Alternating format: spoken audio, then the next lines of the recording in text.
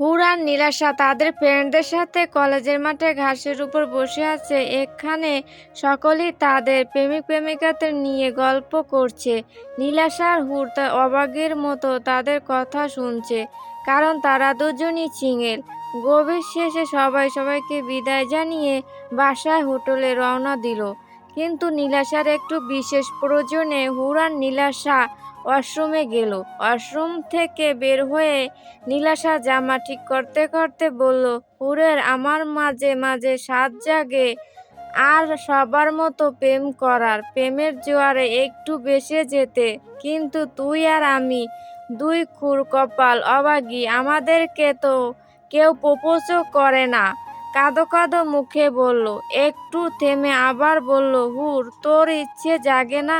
হুর উত্তর না দেওয়ায় নীলাশা জাকাতে জাকাতে বলল, হুর বল, তোর ইচ্ছা জাগে না? বল হুর।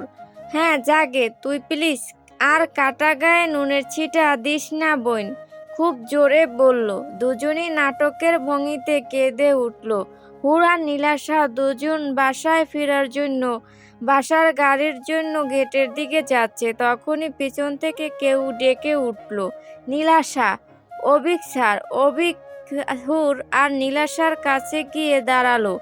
অভিক, নীলাশা, হুর, আজ তোমার birthday, so chocolate.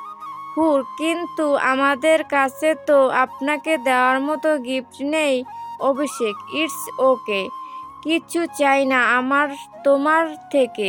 Nilasha, but sir আমরা এভাবে নিতে পারবো না, সরি। আমতা আমতা করে অভিষেক, ঠিক আছে তাহলে গিফট হিসাবে না হয় আমার চকলেটটা নেও, এটাই আমার জন্য বেস্ট উপহার হবে। নীলাশা আর কিছু না বলে হাত বাড়ালো। নীলাশার হাতে চকলেট দেওয়ার সময় আলতো টাচ লাগলো অভিষেকের হাতের সাথে।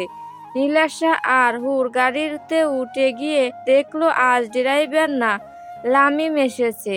নীলাশা আর হুর বরাবরই দুজন একসাথে বসতে পছন্দ করে। তারা দুজন বেক সিটে বসলো। নীলাশা, এই যা বলিস হুর, অভিষেক স্যার কিন্তু হ্যান্ডসাম আছে, বেশ কিউট। হুর, তোর জন্য এমনই একটা দুলাভাই খুঁজে দিব নাকি? নীলাশা, খারাপ হয় না। দুজনে ফিসফিস করে কথা বলতে হাসতে লাগলো। সন্ধ্যা হয়ে গেছে। নীল এখন বাসায়। হুর নিচের হলরুমে বসে টিভি দেখছে। নীলের মা রুহানি প্লেটে করে তরমুজ কেটে ছেলেকে দিতে যাচ্ছিল, মাঝে শাশুড়ি ডাকায় হুরকে পাঠালো। হুর নীলের ঘরে ঢোকার আগে সকলের ঘটনা মাথায় এলো। সাথে সাথে তার মাথায় খেললো দুষ্টু বুদ্ধি। হুর তরমুজগুলো জিভ দিয়ে চেটে চেটে এঁটো করতে লাগলো। হুর দরজাটা আর নক করলো না, দরজাটা আলতো হাতে খুলে ভিতরে গেল।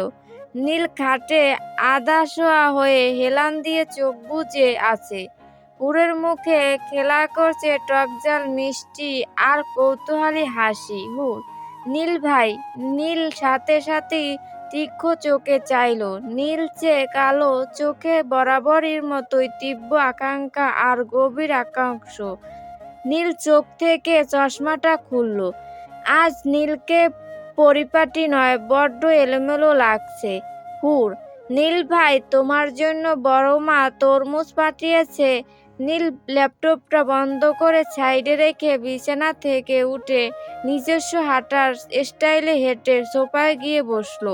হুর তরমুজের প্লেটটা কফির টেবিলে রাখলো। খানিকটা পিছিয়ে দাঁড়িয়ে রইল। নীল তরমুজের লম্বা লম্বা চিরগুলো অদ্ভুত ভঙ্গিতে খেতে লাগলো। খাওয়ার ফলে লাইটের আলোয় চিকচিক করা ফর্সা গলার অ্যাডমাস আপেলটা ওঠানামা করতে লাগলো। হুর ঢোক গিলে চলে যাওয়ার জন্য অগ্রসর হলো। নীল পাখি, যাবি না? আমার খাওয়া শেষ হলে তারপর যাবি। হুর কিছু বলার জন্য মুখ খুলতেই নীল, একদম নয়, অবাধ্য, আমার একদমই পছন্দ নয় পাখি। পাখি ওয়ার্ডটা বড্ড তোলপাড় চালায় হুরের মনে, যেন এটা একটা শব্দ নয় বরং কোনো গভীর সুপ্ত আকতি। নীল খাওয়া শেষে টিস্যু দিয়ে হাত মুছতে লাগলো, কিন্তু তার তীক্ষ্ণ দৃষ্টি হুরের দিকে। নীল, নাইস ফেভার, চকলেট অ্যান্ড ওয়াটারমেল, এমন ফ্লেভার আমি জীবনে কখনো পাইনি। জিভটা এখনো টলমল করছে সেই তৃপ্তির আকাঙ্ক্ষায়। নীল আচ্ছা হুর, ওয়াটারমেল তো ঠিক আছে, কিন্তু চকলেট ফ্লেভার কোথা থেকে আসলো হুর? আমি জানি না বলেই হুর দৌড়ে যেতে লাগলো। কিন্তু দরজার বাইরে এক পা রাখতেই নীল তাকে ঝাটকা দিয়ে দরজা বন্ধ করে দিল। ঝটকাটা এতটাই জোরে ছিল যে হুর মেঝেতে পড়ে গেল। নীল পিছন ফিরে হুরের দিকে এগোতে লাগলো। নীল, বড্ড জ্বালাচ্ছিস ইদারিং, আর পারছি না। এবার তোকেও জ্বালাতে তীব্র ইচ্ছে জাগছে পাখি। নীল এক হাঁটু গেড়ে বসলো। হুর পিছতে গেলে হুরের কাঁধ চেপে একদম নিজের সাথে টেনে আনলো। নীলের এক হাত হুরের কাঁধে, অন্য হাত দিয়ে হুরের থুতনি চেপে ধরে উপরে তুললো। নীল, আমার বাজে ইচ্ছেগুলোকে তীব্র করে এখন পালাচ্ছিস কেন? হুর, আমাকে যেতে দিন। আপনাকে না কেমন যেন উন্মাদ উন্মাদ দেখাচ্ছে। আপনি নিজের মধ্যে নেই। নীল, তো তুই তো থাকিস না। নীল নিজের অরেঞ্জ মতো ঠোঁটে ঠোঁট জোড়া হুরের পিঙ্কি ঠোঁটের সাথে মিশিয়ে দিল। নীল হুরের পিঙ্কি ঠোঁটজোড়া চুষতে লাগলো নিজের ঠোঁট দিয়ে।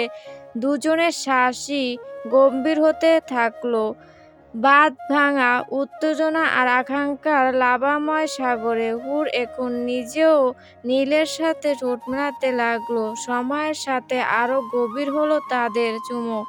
নীলের অবাধ্য হাত হুরের পিঠে ছুঁয়ে দিচ্ছে এলোমেলো ভাবে। নীল এবার নিজেকে ছাড়াতে চাইল, কিন্তু হুর এখনো নীলতেই মগ্ন।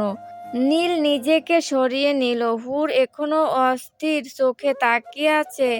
নীল চোখের ইশারায় না বোঝালো, তারপর রুম থেকে চলে গেল। হুর এখনো মেঝেতেই বসে আছে।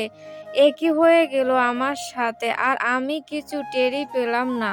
হুর মাথা চেপে ধরে বলল। হুর নিজের রুমে চলে গেল। রুমে গিয়ে একটা ফুলদানি আচার দিয়ে ভেঙে ফেলল। হুর, এটা কিভাবে হলো আমার সাথে? নীল ভাইয়ের বিয়ে ঠিক হয়ে আছে তুবা আপুর সাথে, আর নীল ভাইয়া বা কেন বারবার আমার কাছে আসে?